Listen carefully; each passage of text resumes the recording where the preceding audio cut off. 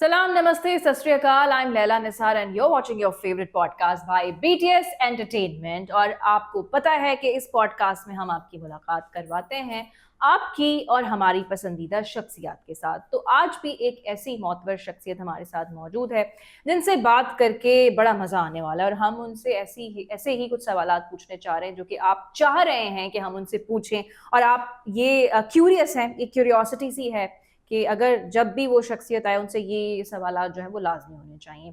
तो उनकी personal life से रिलेटेड, पॉलिटिक्स से रिलेटेड, जो उनकी फील्ड है उससे रिलेटेड। पॉलिटिक्स का टर्म मैंने इस्तेमाल किया, शायद आप लोग समझ रहे हो कि कोई पॉलिटिशियन है। जी नहीं, वो पॉलिटिशियन बिल्कुल भी नहीं है। मैं आप तारुफ कराने जा रही हूँ जो शख्सियत हमारे साथ मौजूद है। Is none other than a very celebrated journalist of Pakistan, Lala Asad Pathan. अस्सलाम वालेकुम लाला, कैसे हैं आप? ठीक है, अल्लाह का शुक्र। आप खैरियत से हैं? अल्हम्दुलिल्लाह, वेरी वेल। बहुत शुक्रिया कि आपने कीमती वक्त दिया हमें। Thank you. सबसे पहले एक बेसिक सा सवाल मैं कर लूँगी। यकीनन बहुत सारे लोग जानते हैं कि आप कैसे एंटर हुए सहाफ़त में, लेकिन हम थोड़ा सा पीछे जाएंगे ताकि आपकी भी कुछ मेमोरीज जो हैं वो रिवाइंड हो जाए। तो कैसे आपकी एंट्री हुई सहाफ़त में? देखिए, बेसिक तो मैं हम्म, स्टूडेंट पॉलिटिक्स में था और स्टूडेंट पॉलिटिक्स में चलते चलते जब यूनिवर्सिटीज़ के ज़माने में दाखिल हुए तो हम्म। सिंध यूनिवर्सिटी में पढ़ते थे। तो पढ़ने के साथ साथ शौक शुरू हुआ कि हम्म। जर्नलिज्म की तरफ भी ध्यान देना चाहिए, तो क्योंकि असल ताल्लुक तो आपका सखर से है, फिर जी आपने सखर तालीम के लिए आप जी हाँ, हैदराबाद है, जी हाँ, जामशोर हुआ है। जी हाँ। तो फिर वहाँ पर मैंने इबरत अखबार से रिलेटिव उनका एक अखबार था, सिंध न्यूज़, उससे मैंने शुरुआत की जर्नलिज्म की। तो वहाँ से एज ए रिपोर्टर लिखता हम्म। था और कॉलम भी लिखता था। फिर हम्म। आहिस्ता आहिस्ता आहिस्ता शौक बढ़ता गया। और इबरत अखबार से शुरू करने वाला सहाफ़ी अब एक नामवर सहाफ़ी बन गया है। एवरीबडी नोज़ यू, हर कोई आपको जानता है। आपका अगर हम लाइफ़स्टाइल देखें, आपका काम देखें, वो दोनों ही बड़े शानदार हैं। कैसे? देखिए, जब वक्त के साथ आप काम करते रहते हैं, मेहनत करते रहते हैं, अपना एक मुकाम बनाने की स्ट्रगल करते हैं, तो एक टाइम मेरा मानना, ज़ाती मानना यह है कि जब आप ईमानदारी के साथ स्ट्रगल करेंगे तो एक दिन कामयाबी आपको ज़रूर मिलेगी। हुँ, बाकी चीज़ों में अप डाउन, जहाँ आप दो नंबरी करेंगे, हुँ, डंडी मारने की कोशिश करेंगे, तो फिर अल्लाह की तरफ से भी वो रास्ते बंद होना शुरू हो जाते हैं। That's true. तो आपकी नीयत साफ होनी चाहिए, तो फिर मंजिल आसान है। हुँ, तो जहाँ जहाँ जिस जिस प्रोफेशन में लोगों ने नीयत साफ करके मैदान में उतरे हैं, चाहे वो बिजनेस हो, सियासत हो, आपकी जर्नलिज्म हो, या इसके अलावा और बहुत सारे प्रोफेशंस हैं, जिन लोगों ने नीयत साफ करके मैदान में उतरे हैं तो वो कामयाबियों के झंडे गाड़े हैं उन्होंने। चलें, उनमें से एक मैं भी हूँ। उनमें से एक आप भी, लेकिन हम मज़ीद ऐसे जो है वो खट्टे-मीठे सवालात आपसे करेंगे। अच्छा, अब थोड़ा-सा हम सहाफ़त पे आ जाते हैं, ठीक है? आपकी यकीनन बहुत सारे आप ऐसी तंज़ीमों के जो हैं वो मरकज़ी किरदार हैं। आप जैसे पीएफयूजे की बात की जाए तो you are the secretary finance for of PFUJ. तो अभी हम थोड़ा-सा सहाफ़त पे आके बात करते हैं, टीवी चैनल्स पे थोड़ी-सी बात कर लेते हैं। तो लाला, आप क्या समझते हैं कि जो हमारे टीवी चैनल्स हैं या आज की सहाफ़त वो वाक़ई सच दिखा रही है, या तमाम टीवी चैनल्स, या अगर हम सहाफ़त की बात करें, वो एक नैरेटिव्स की जंग में इन्वॉल्व है। हर कोई एक बयानिए के जंग में जो है वो मुब्तला हो चुका है और वो एक बयानिया बनाना चाह रहा है और दिखाना चाह रहा है और उसी को वो सेल करना चाह रहा है। देखिए, ये प्रॉब्लम सिर्फ पाकिस्तान की गवर्नमेंट का नहीं है या पाकिस्तान का नहीं है, ये पूरी दुनिया का प्रॉब्लम बनता अच्छा। जा रहा है। मासिवाय आपके यूरोपियन कुछ रियासतें ऐसी हैं जहाँ पर आज भी जो है वो मीडिया मुकम्मल तौर पर आज़ाद है और उनको बोलने की आज़ादी है, लिखने की आज़ादी है। हुँ, मगर पाकिस्तान भी बदकिस्मती से उन्हीं सिक्योरिटी स्टेट में आता है जहाँ पर मीडिया पे बहुत ज़्यादा सेंसरशिप है। अखबारात पे सेंसरशिप, टीवी पे सेंसरशिप, रेडियो पे सेंसरशिप, और अब तो हुँ। आपके पीका के मुख्तलिफ कवानीन के तहत जो है वो सोशल मीडिया के तमाम टूल्स पे भी सेंसरशिप लागू की जा रही है। ये ज़्यादती है।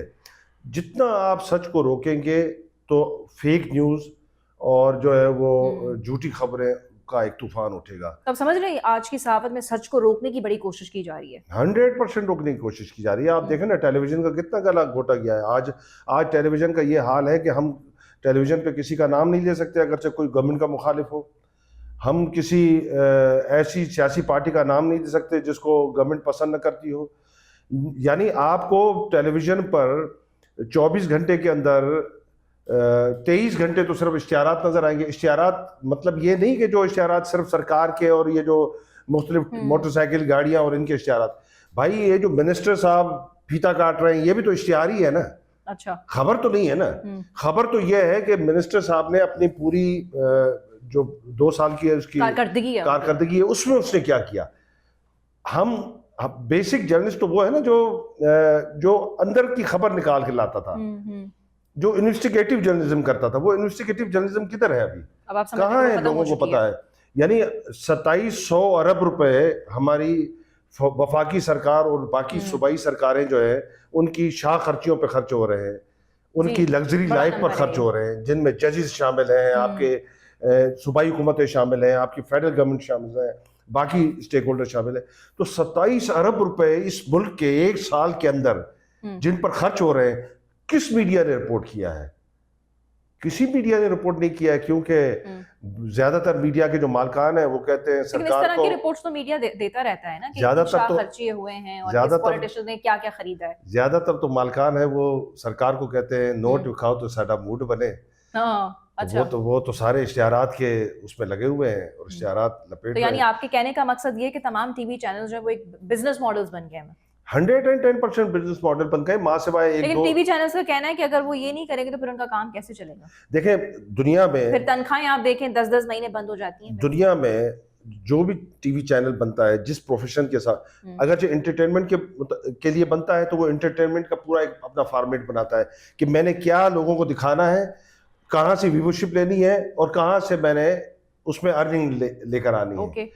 न्यूज़ चैनल जो है वो उसका कंटेंट जो है वो कहता है कि मैंने लोगों तक सच पहुंचाना है, उसका बिजनेस मॉडल नहीं होता, उसका टोटल का टोटल काम होता है लोगों तक सच पहुंचाना। उसके साथ वो अपना कोई एक चैनल एंटरटेनमेंट का खोल लेता है, कोई और चैनल स्पोर्ट्स का खोल लेता है, उसमें से जो अर्निंग हो रही होती है उससे वो अपना उस न्यूज़ चैनल को चला रहा होता है। कभी दुनिया में आपने देखा है कि कोई न्यूज़ चैनल जो है वो बिजनेस मॉडल बना हो? बदकिस्मती से अब तो बन गए तमाम, अब तो बनते जा रहे हैं और धड़ाधड़ बनते जा रहे हैं। वो मंतक यही पेश करें कि फिर हम अपने एम्प्लॉयज को सैलरी कैसे देंगे?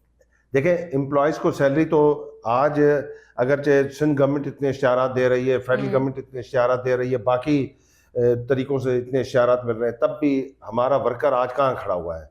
आज भी हमारे जो छोटा वर्कर है, जो कैमरामैन है, जो ड्राइवर है, जो पियोन है, उसकी तनख्वाह 25,000 और 30,000 रुपए है। तो अब मुझे ये बताएं कि कैमरामैन 30,000 35,000 रुपए में इस जमाने में, आज के ज़माने में जहां आपने पेट्रोल जो है वो 400 के करीब कर दिया है, तो वो किस तरह गुजारा कर सकता है? गुजारा बहुत ज़्यादा मुश्किल हो गया।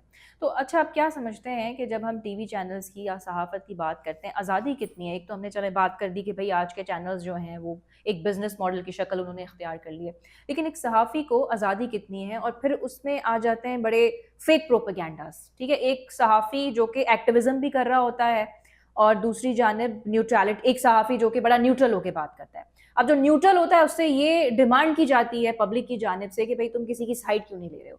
जो एक्टिविज्म करता है तो फिर उसको चैनल में काम, उसको ये बोला जाता है कि तुम साइड कैसे ले सकते हो। तो एक सहाफ़ी को काम कैसे करना चाहिए और आज़ादी कितनी है? देखिए मैंने जिन उस्तादों से सीखा है, मेरा 30-32 साल का तजुर्बा है जर्नलिज्म का। जर्नलिस्ट जो है उसका कोई एजेंडा नहीं होना चाहिए। मैं ज़ाती तौर पर मुस्लिम लीग नून को पसंद करता हूँ, पीपल्स पार्टी को पसंद करता हूँ, जमात इस्लामी, MQ, PTI या XYZ जो भी पार्टी पाकिस्तान में सर्व कर रही है, मैं उनमें से किसी को भी पसंद करता हूँ। ये मेरा ज़ाती नुक्ता नज़र है, ये मेरी ज़ाती चाहत है। मगर वो मेरी ज़ाती नुक्ता नज़र या मेरी ज़ाती चाहत मेरी खबर पर उसकी छाप नज़र नहीं आनी चाहिए, मेरे तबसरे पर उसकी छाप नज़र नहीं आनी चाहिए। एज अ एंकर या जर्नलिस्ट मुझे लिखने के दौरान ये इस चीज़ का ख्याल करना चाहिए। हमारे पास प्रॉब्लम यह है कि हमारे पास 3 किस्म के जर्नलिस्ट हैं इस वक्त। एक तो टोटली बायस्ड हैं, उन्होंने ये कहना है कि जी रियासत भी ख़राब है, हुकूमतें भी ख़राब है और ये भी ख़राब है और वो भी ख़राब है। वो तो कोई अहमकों की जन्नत में रहते हैं। देखें इसी दुनिया में रहकर आपने सब चीज़ों को ठीक करना है, लड़ना है, फाइट करना है और आहिस्ता आहिस्ता चीज़ें ठीक होती जाएंगी। 2 क्लासेस हमारे पास ऐसी हैं जो किसी न किसी पार्टी के साथ जाके खड़ी हो जाती हैं। एक जो भी पावर पॉलिटिक्स में होता है उसके साथ जाके खड़े हो जाते हैं, एक अपोजिशन के साथ जाके खड़े हो जाते हैं। हमें जो उस्तादों ने सिखाया है कि जर्नलिस्ट जो है वो बेसिकली उसका अपोजिशन का किरदार होना चाहिए। वो हमेशा पब्लिक के लिए खड़ा हो, पब्लिक की बात करे, पब्लिक के टैक्स पेयर के पैसों की बात करे, उनके किस तरह नाजायज़ तरीके से शाह खर्चियों पर खर्च किए जा रहे हैं, उस पर बड़ी गहरी नज़र रखे। ओके। पब्लिक के साथ कहीं ज्यादती हो रही है, जुल्म हो रहा है, उसको कहीं जो है वो तकलीफ का निशाना बनाया जा रहा है, और सिविक इश्यूज हैं उन पर बात करें और बड़ी शिद्दत से बात करें और अखलाकियात के दायरे में रहकर बात करें, और वो मैसेज कन्वे करे हुक्मरानों तक भी और पब्लिक तक को भी बताए, सबको ऑन बोर्ड ले कि आपके साथ ये ज्यादती हो रही है और ये सारे लोग मिलकर आपके वसाइल को लूट रहे हैं। ये तो बेसिक जर्नलिज्म। तो मुझे बताएं कि आज का सहाफ़ी कितना कॉम्प्रोमाइज कर रहा है? आज का सहाफ़ी तो कॉम्प्रोमाइज कुछ जो एक टोला इस तरफ सियासी पार्टियों के साथ या उस तरफ सियासी पार्टियों के साथ मिला हुआ है वो तो कर रहा है कॉम्प्रोमाइज, मगर मेजॉरिटी में जर्नलिस्ट कॉम्प्रोमाइज नहीं कर रहा है।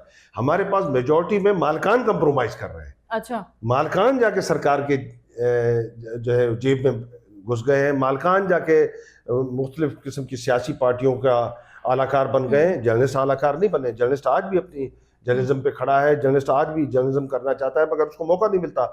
आप देखें ना कि किसी भी जर्नलिस्ट को अगर वो आज़ाद तजिया करता है टीवी चैनल पे, तो पीछे से जब मालिक को किसी तरफ से एक फोन आ जाता है तो उसके बाद फिर वो हट जाता है, चाहे वो एंकर हो या आम तजिया निगार हो। तो सच सुनना, जो हुक्मरान है वो सच सुन नहीं सकता, और हुक्मरान को कभी भी, किसी भी हुक्मरान को, चाहे वो सिविलियन हुक्मरान हो या डिक्टेटर हुक्मरान हो, उनको सच सुनने की आदत नहीं है, न उनको आदत डाली जाती है। उनके जो इर्द गिर्द लोग होते हैं, जो बेनिफिशरी होते हैं, वो उनको कहते हैं सब अच्छा है, सब ठीक है। और अगर किसी ने उनको ये कोई खबर पहुंचा भी दी किसी जर्नलिस्ट की कि ये खबर आपके खिलाफ आई है, तो फिर उनको ये बताया जाता है कि ये जर्नलिस्ट बायस है, ये आपका मुखालिफ है और इसको जीने का हक नहीं है, इसको मार दिया जाए।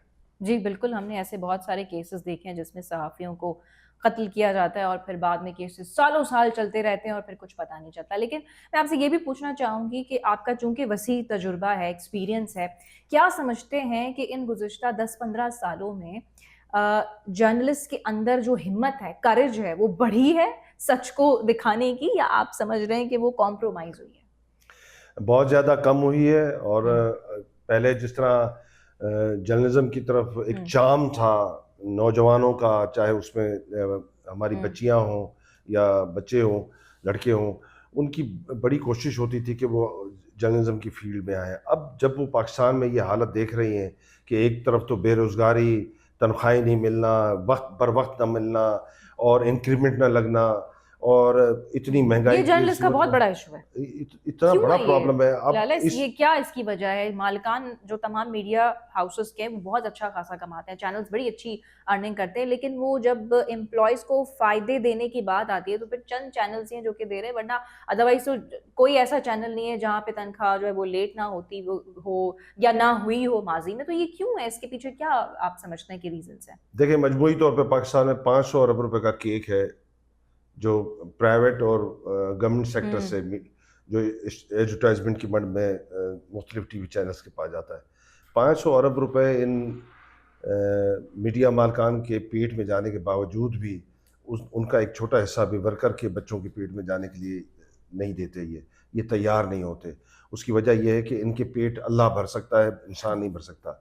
किसी एक माकूल शख्स ने कहा था ना कि इंसान का पेट तब भरा जाता है, और बिलखुसूस ऐसे गिद्धों का पेट तब भरा जाता है जब ये कब्र में जाएंगे और कब्र की मिट्टी जब इनके पेट पर गिरेगी तो तब इनको जो है वो सुकून मिलेगा कि हम इस दुनिया से जा चुके हैं।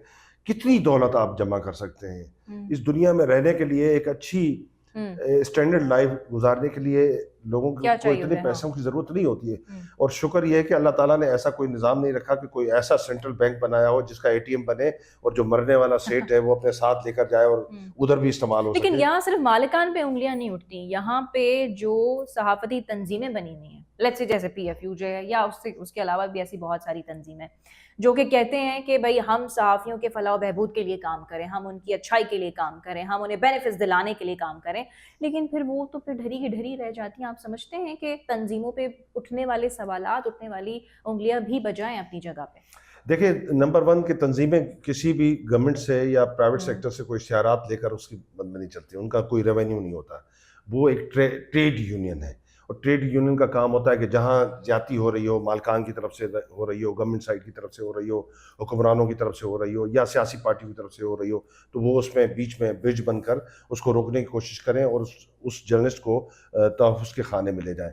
सबसे बड़ा प्रॉब्लम हमारे पास ये हो गया है कि हमारे पास अब जर्नलिस्टों में एक खौफ पैदा हो गया है। अगर किसी इदारे में, मिसाल है XYZ, किसी भी इदारे में कोई किसी भी इदारा जर्नलिस्ट हो के सकता साथ है। कोई ज्यादती होती है, कोई तनख्वाह उनको बर वक्त नहीं मिलती, उसकी कटौती होती है, जबरी तौर पर बरतरफ किया जाता है या हिरासा किया जाता है, ये तमाम शिकायत हम तक नहीं पहुंचती।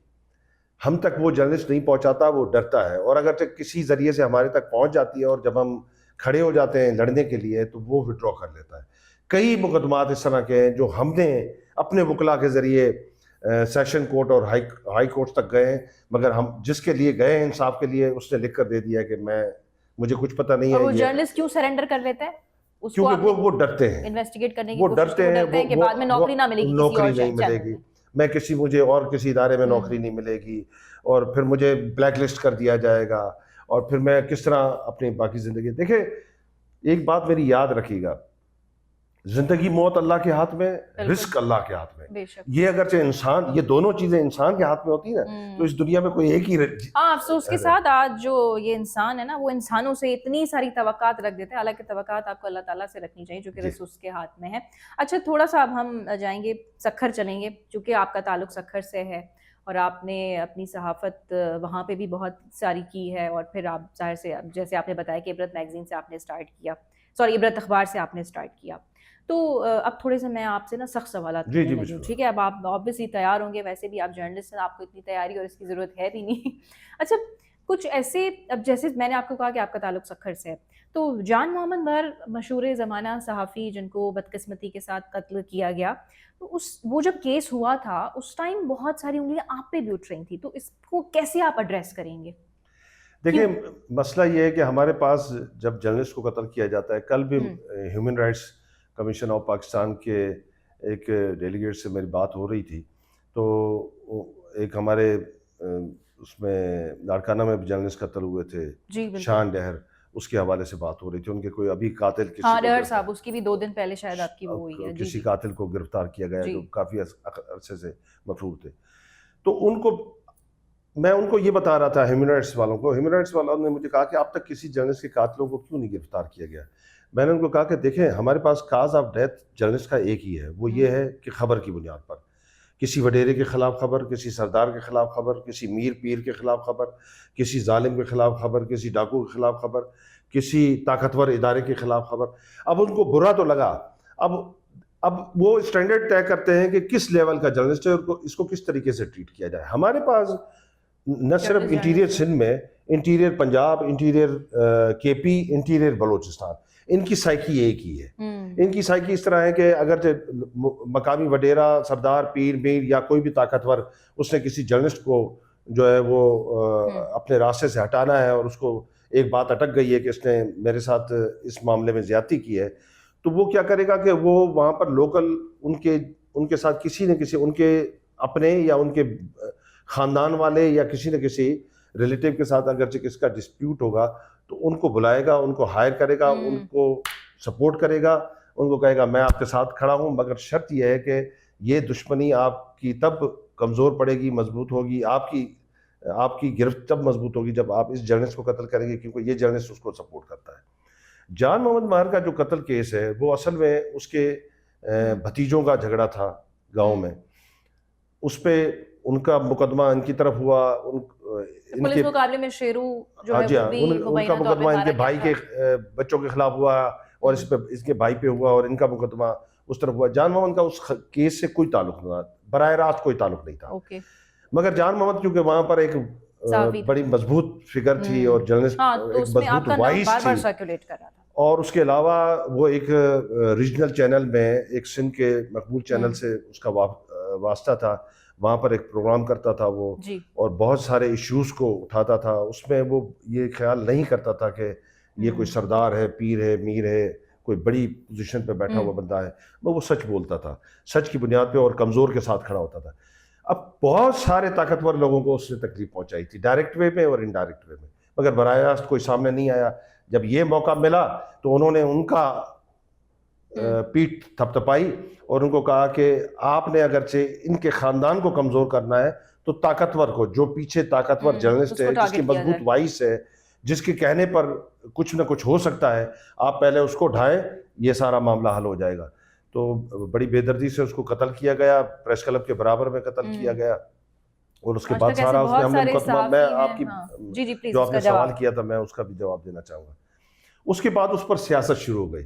उस सियासत में क्या हुआ कि जो उसके कातिल थे उन्होंने वहाँ पर डमी और जो 2 नंबर जर्नलिस्ट हैं जिनको सखर प्रेस क्लब से और सखर यूनियन ऑफ जर्नलिस्ट से काफ़ी अरसे से बेदखल किया गया था, उनको उन्होंने हायर किया और उन्होंने एक किरदार कैंपेन चलाई आपके खिलाफ। एक किरदार कुशी की। एक किरदार कुशी तो उनकी ज़ाती तौर पर तो मेरे साथ बनती है, क्योंकि हमने उनको कहा है कि भाई आप डफर्स हैं, आप 2 नंबर हैं, अच्छा। आपने जर्नलिज्म को यहाँ पर बहुत ज़्यादा ख़राब किया है, आप करप्ट हैं। ओके। तो हमने उनको प्रेस क्लब से बाहर कर दिया था। अच्छा। फिर बाद में तो दुकान खुली हुई है उनकी, जो भी खरीदार आया, बाजार मुस्तफ़ा खरीदार खुदा, जिसने पैसे फेंके उसके हड्डियों पे उन्होंने भोंकना शुरू कर दिया। मैंने उस अच्छा। वक्त भी प्रेस तो क्लब यानी में आपके खिलाफ ये कैंपेन चलाई गई थी, कुछ सहाफियों ने चलाई मैंने थी। उस वक्त भी प्रेस क्लब में ये दोस्तों से कहा था कि देखिए सच के पाँव नहीं होते, सॉरी झूठ के पाँव नहीं होते। झूठ के पाँव नहीं होते। आज जितना भी शिद्दत से झूठ बोला जाएगा ना, 3 दिन 4 दिन 5 दिन 6 महीने 8 महीने साल के बाद सच उभर के सामने आएगा। और ठीक 15 दिन के बाद जान मोहम्मद के कातिलों ने खुद आके सोशल मीडिया पे अपने बयान दिए कि हमने मारा है और उसकी वजह क्या थी और फलाना क्या था, और उसके बाद सब चीजें क्लियर हो गई। फिर उनका तो मुंह दिखा। अच्छा, हमने ये भी देखा है कि जो जिन सहाफियों को बदकिस्मती के साथ बेदर्दी से कत्ल किया जाता है, आप उनके लिए आवाज भी उठाते रहते हैं, तो फिर क्या उस टाइम कोई प्रेशर आप पे आता है कि भाई अब आप बस हो जाएं, अब इस पे ज्यादा बात करने की जरूरत नहीं, उसको कैसे डील करते हैं? क्योंकि यकीनन बहुत आपको ज्यादा फेस प्रेशर करना आता है। यहाँ पर इतने सारे जर्नलिस्ट कत्ल हुए हैं, जिसका भी आवाज उठाते हैं या जर्नलिस्ट उठाए जाते हैं, मुख्तदर इदारों की तरफ से उठाए जाते हैं, गवर्नमेंट की तरफ से उठाए जाते हैं, गवर्नमेंट के मुख्तलिफ इदारों की तरफ से उठाए जाते हैं। जब उसके उन पर एहतजाज करते हैं तो बड़ा प्रेशर आता है हम पर, और हमें कहा जाता है कि आप ये एहतजाज बंद करें वरना आपको ये मुसीबतें झेलना पड़ेंगी, आपको ये प्रॉब्लम झेलने पड़ेंगे। मगर अल्हम्दुलिल्लाह मैं कभी इन चीज़ों से नहीं घबराया, क्योंकि मैंने आपको पहले बताया कि 2 चीज़ें मैंने सिर्फ अपने रब से मुंसलिक की हुई हैं, एक मौत और दूसरा रिस्क। जब 2 चीज़ें आप उनसे मुंसलिक कर लें तो फिर आपको कोई नहीं डरा। अच्छा, कहते हैं सखर में जो आपके ताल्लुकात हैं, वैसे तो ओवरऑल एक सहाफ़ी का उठना बैठना पॉलिटिशियंस के साथ, हर तबके के लोगों के साथ वो होता रहता है, लेकिन जब हम सखर की बात करते हैं तो फिर उधर जैसे नासिर शाह साहब हो गए, खुर्शीद शाह साहब हो गए, उनके लिए कहा जाता है कि आपके बड़े उनके साथ एक स्ट्रॉन्ग कनेक्शन है और उनकी और आपकी बात एक ही है। देखिए, मैं वहाँ पर एक जर्नलिस्ट हूँ, वो वहाँ पर पॉलिटिशियंस हैं। ज़ियाउल हक के ज़माने से ये भैया, बल्कि और पीछे चले जाएं, उस अयूब खान के ज़माने से उनके वालिदैन वालिद साहब के, चाहे खुर्शीद शाह साहब हों या फिर खुर्शीद शाह साहब हों खुद हो या उनके वालिद हों, इसी तरह नासिर शाह साहब के वालिद साहब वहाँ पर MNA रहे हैं, वो हों, या फिर नासिर शाह साहब तो हमारे एज के हैं। तो उनके उस ज़माने के आपस में दोस्तियाँ, ताल्लुक, छोटा सा शहर था, वो अभी एक्सपेंड करके इतना बड़ा शहर बना है।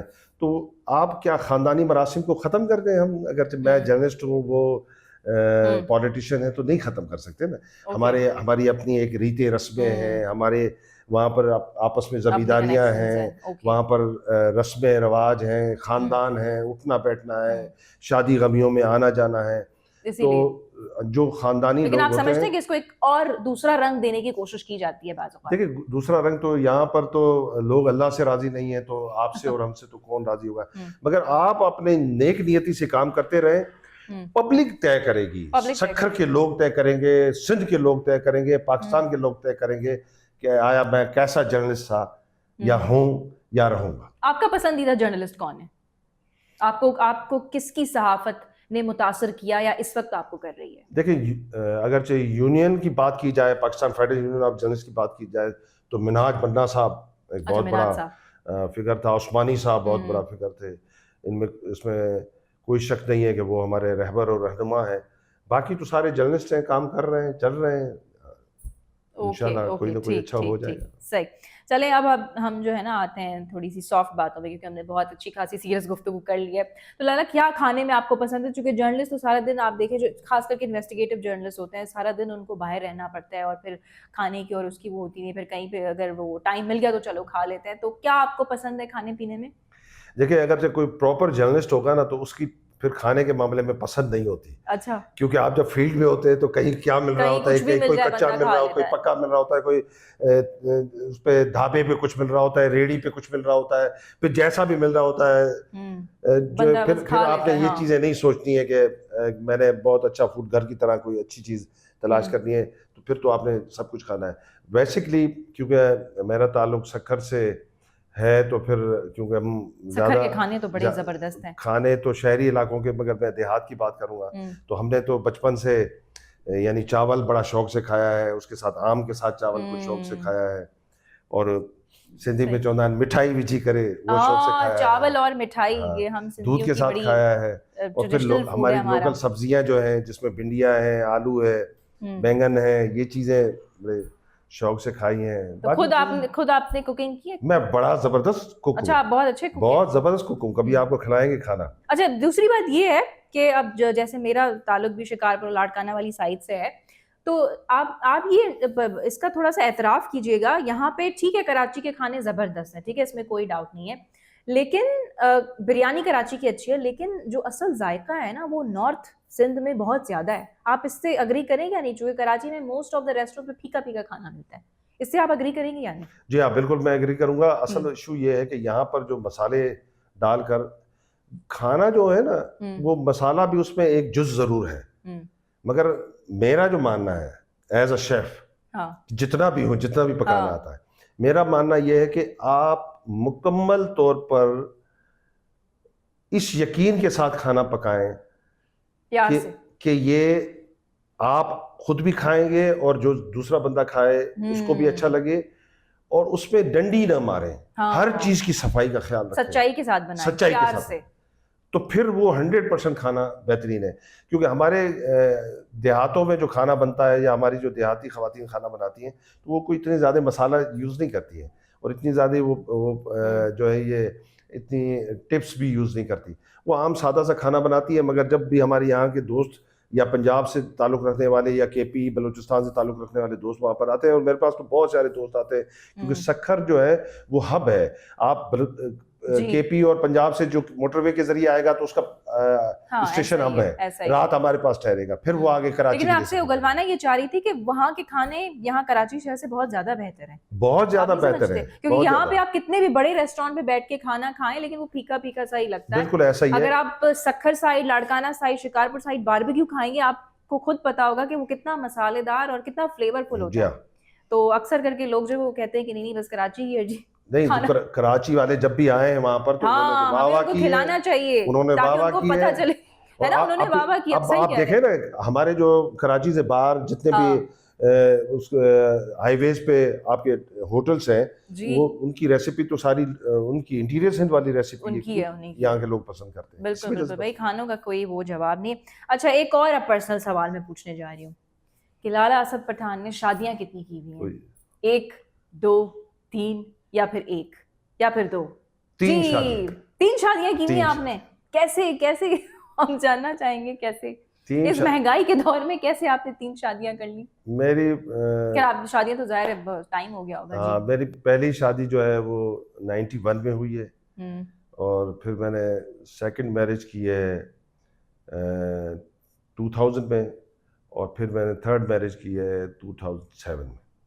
ये समझे 7-8 के मुफासले के साथ आपने जो है वो की। तो क्या आपको किस चीज़ ने कन्विंस किया कि करनी चाहिए? ठीक है, इस्लाम भी इजाज़त देता है, लेकिन आपने क्या सोचा? देखिए, कैसे आप अब डील करते हैं तीनों बेगमात के साथ? शुरू में स्टूडेंट पॉलिटिक्स करते थे, तो बड़े सरगर्म हुआ करते थे, नारे शारे ये वो फलाना। तो वाले साहब को किसी दोस्तों ने कहा कि भाई आप इनकी शादी करा दें ताकि इसको बेड़ियाँ लग जाएंगी। अच्छा। हाँ, तो फिर ये इस पॉलिटिक्स से दूर हो जाएगा, वरना ये आपके लिए परेशानियाँ क्रिएट होती रहेंगी, ये नारे मारे चलते रहेंगे। तो इसलिए तो वो शादी इसलिए वो शादी मतलब इस तरह हो गई, आप ठीक हो जाएंगे। हाँ, वो मेरी फर्स्ट, लेकिन आप ठीक नहीं हुए। वो मेरी फर्स्ट वाइफ तो ठीक तो कर दिया उन्होंने, सियासत से जान छुड़वा दी। अच्छा। तो उसके बाद बेगम साहिबा ने सियासत से जान छुड़वा दी। तो उसके बाद मुझे नसीहत इस बात की हो गई कि अगर आने वाले टाइम में मैंने अपने बच्चों में से अगर मेरे किसी बच्चे ने सियासत में कुछ ज्यादा तवज्जो दी तो उसकी भी शादी करा देनी है, उसकी भी शादी करा देनी ताकि उसकी जान छूट जाए। अच्छा, ठीक, तो फिर आपने माशाल्लाह से 3 शायरियां की हुई हैं। Yeah, चलें, तीन ठीक है। Okay Lala, so now we are going to play rapid fire round with you. Are you ready for it? Yes. Ready हैं आप? चलें, जबरदस्त। सो ट्रूथ या टीआरपी?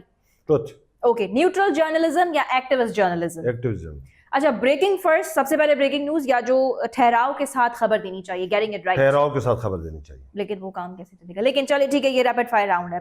अच्छा, फियरलेस रिपोर्टिंग या safe reporting? Safe reporting. Okay, safe करनी चाहिए ताकि बंदा मरे वरे ना। ओके, ठीक है।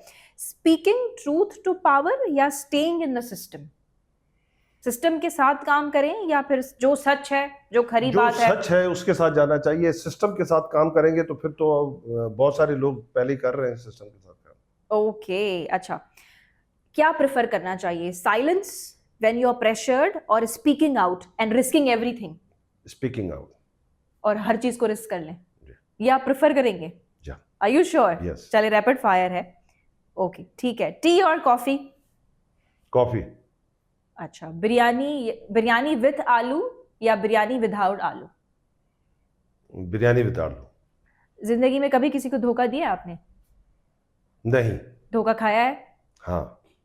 ओके, ठीक है। कोई ऐसा दिन आपको याद है जो सारा दिन कुछ आपको खाने पीने के लिए मिला ही नहीं था और आप इतना ज्यादा काम में मसरूफ हो गए कि फिर बाद में याद आया, अरे मैंने तो खाने ही नहीं खाया? कई बार। कई बार ऐसा हुआ है? कई बार। चलें, ठीक है। एक आपको कौन सी पॉलिटिकल पार्टी की स्ट्रेटजी बहुत ज्यादा अच्छी लगती है कि ये स्मार्ट पॉलिटिकल पार्टी है? इस वक्त या यस, इस वक्त इस वक्त पीटीआई। पीटीआई की पॉलिटिकल स्ट्रेटजी आपको सही लग रही है जी। कि वो ठीक डायरेक्शन में जा रहे हैं? जी। ठीक। अच्छा, कौन सी पॉलिटिकल पार्टी आप समझते हैं कि उनका जो सूरज है वो अब डूबता हुआ नजर आपको आ रहा है, अब ये जाने वाला है, अब मतलब टाइम खत्म हो गया? नून लीग।